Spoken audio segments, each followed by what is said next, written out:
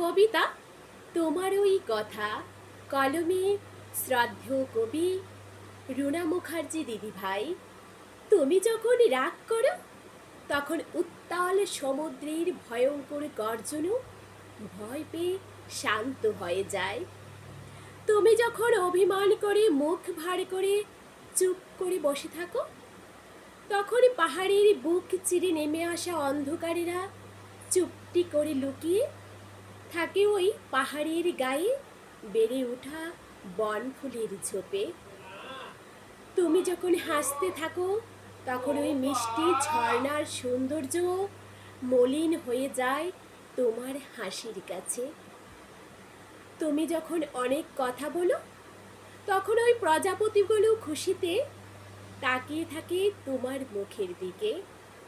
তুমি যখন আমাকে অনেক ভালোবাসো তখন মুক্ত বিহঙ্গেরা আমার খুশিতে উল্লাসিত হয়ে উড়ে যায় ওই নীল দিগন্তে।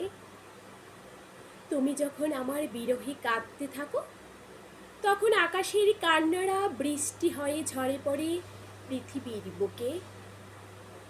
তুমি যখন আমাকে অনেক বকো তখন গাছের সবুজ পাতারা হলুদ হয়ে আমার দুঃখে পৃথিবীর বুকে দীর্ঘশ্বাস ছাড়ে।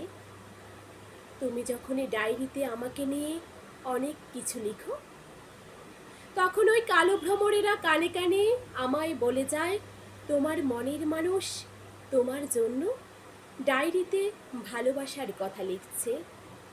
আমার অভিমান ভাঙানোর জন্য তুমি যখন আমায় অনেক অনেক আদর করো তখন নদীর বুকে জেগে ওঠা কাশফুলেরা লজ্জায় মাথা নিচু করে খুশিতে হাসতে থাকে।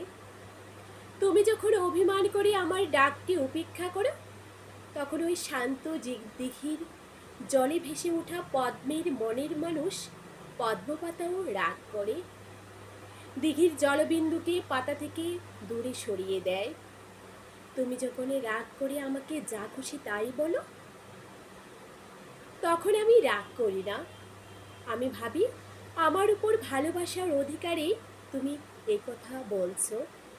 তোমার ওই অভিমান করে বলা কথাগুলো অনেক বেশি মিষ্টি মধুর আমার কাছে।